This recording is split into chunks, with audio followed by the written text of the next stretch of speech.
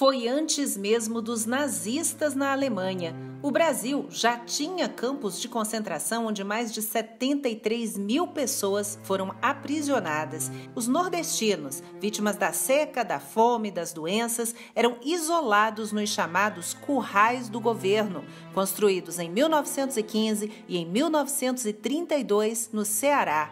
Nos anos 30, a capital, Fortaleza, passava por um grande processo de urbanização, que era a tendência no mundo naquela época, com belas praças, iluminação pública, ruas largas, avenidas limpas.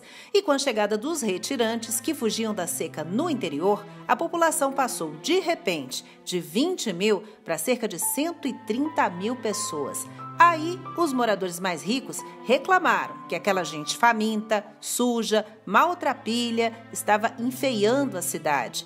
E eles tinham medo também de invasões e de saques, como os que já tinham ocorrido no passado.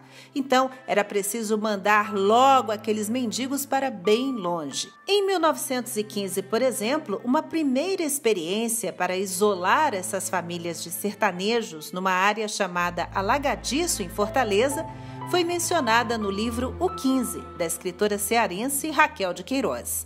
Mais tarde, outros 6 campos de concentração seriam construídos, a maioria no interior do estado, bem longe da capital, ao redor das cidades de Crato, Cariús, Quixeramobim, Quixadá, Ipu e Senador Pompeu.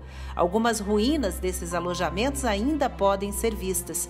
As condições eram desumanas. As epidemias como cólera se espalhavam rapidamente entre os retirantes amontoados, cercados e vigiados por soldados, sem permissão para sair. Eles eram vestidos com panos de saco, alimentados uma vez por dia com ração à base de carne seca, farinha e rapadura, porque a carne de primeira mesmo era desviada, roubada e vendida antes de chegar até eles. As denúncias eram contra os encarregados, as lideranças políticas da região.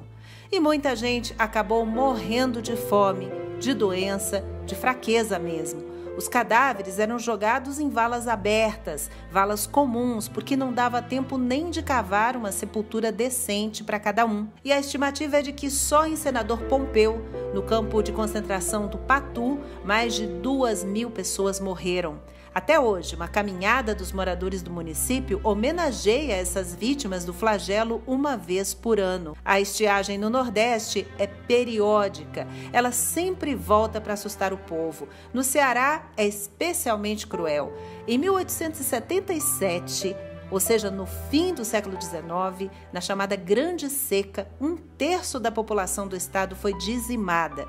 Essas imagens aí de crianças famintas e esqueléticas foram exibidas no Brasil e no mundo na época e causaram escândalo. O imperador, Dom Pedro II, prometeu que venderia até a última pedra da coroa para combater o problema.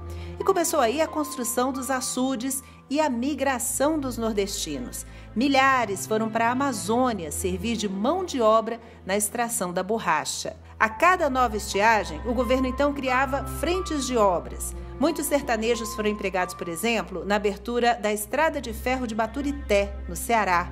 E alguns flagelados da seca foram enviados até para lutar na Revolução de 1932 em São Paulo. Os campos de concentração agora já fazem parte do passado.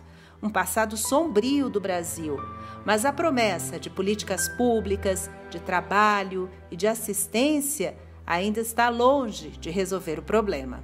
E é isso. Até a próxima com mais uma história.